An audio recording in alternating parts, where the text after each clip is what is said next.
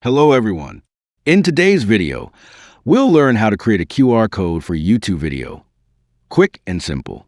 So let's get right into it. First, navigate to the YouTube app on your device and tap to open it. Once the app opens, find a video you want to use to create your QR code.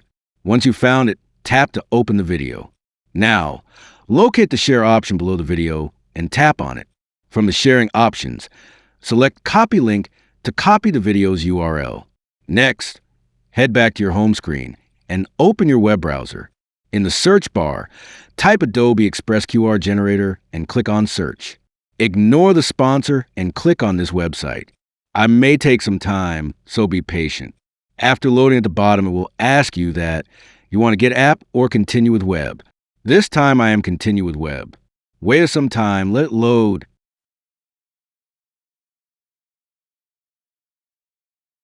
Now enter your video link, and boom, you have created QR code of YouTube video. You can customize your code style, color, file format.